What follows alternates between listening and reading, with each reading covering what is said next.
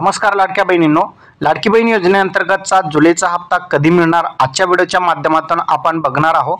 या अगोदर जर तुम्ही चॅनलवर नवीन असाल चॅनलला सबस्क्राइब करा, कारण की असेच महत्त्वपूर्ण व्हिडिओ तुम्हाला रोज मिळत जाणार आहे। लाडकी बहीण योजनेअंतर्गत आता या लाडकी बहीण योजनेला 1 वर्ष पूर्ण झालेले आहेत। जून महिन्यामध्ये या योजनेला 1 वर्ष पूर्ण झालेले आहेत। लाडकी बहीण योजनेत आता जुलैचा हप्ता कधी मिळणार असा प्रश्न अनेक महिलांनी विचारलेला आहे। दरम्यान येत्या काही दिवसात महिलांच्या खात्यामध्ये जुलै महिन्याचा हप्ता जमा होऊ शकतो। लाडकी बहीण योजनेच्या लाभार्थी महिला या जुलै महिन्याची हप्त्यांची वाट बघत आहेत।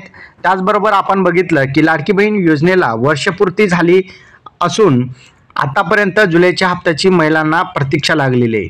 लाडकी बहीण योजनेत जुलैचा हप्ता येत्या काही दिवसात जमा होण्याची शक्यता आहे। जुलै महिन्याचा हप्ता जुलै महिना संपायला काही दिवसच अवघे बाकी असताना त्यामुळे महिलांना असा प्रश्न पडलेला आहे की जुलै महिना संपण्याआधीच खात्यामध्ये पैसे जमा होणार का, असा प्रश्न जे आहेत महिलांनी केलेला आहे।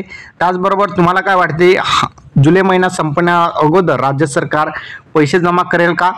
तर यामध्ये बघितलं तर जुलै महिना संपायला अवघे 9 दिवस उरले आहेत। त्यामुळे या दिवसात कधीही खात्यामध्ये पैसा जमा होऊ शकतो। पण लाडकी बहीण योजना जून महिन्याचा जो हप्ता होता तो उशिरा मिळालेला होता, त्यामुळे जुलैचा हप्ता देखील उशिरा मिळणार का असा प्रश्न महिलांना पडलेला आहे। जुलैचे 1500 रुपये खात्यात कधी येणार याबाबत अधिकृत अशी घोषणा कोणीही केलेली नाही किंवा GR वगैरे आलेला नाही, त्यासाठी निधी सुद्धा वितरित केलेला नाही। त्यामुळे जुलैचा महिना कधी जमा होणार याबाबत प्रश्नचिन्ह अद्यापपर्यंत उपलब्ध झालेला आहे।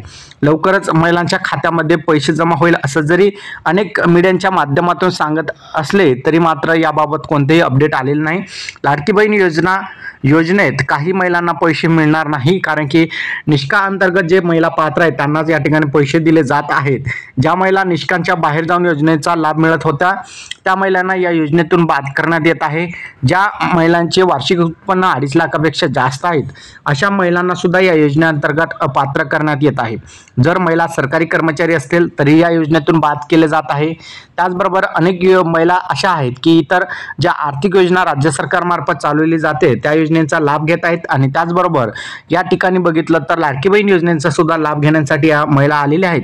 तर अशा महिलांना सुद्धा या योजनेअंतर्गत बाद केले जात आहे। महिलांच्या कुटुंबाकडे 4 चाकी वाहन असेल तरी या योजनेअंतर्गत त्यांना बाद केले जात आहे। त्यामुळे महिलांनी योग्य जर पात्र असाल तरच तुम्ही लाडकी बहीण योजनेअंतर्गत अर्ज करा, जेणेकरून तुमचा अर्ज हे बाद होणार नाही।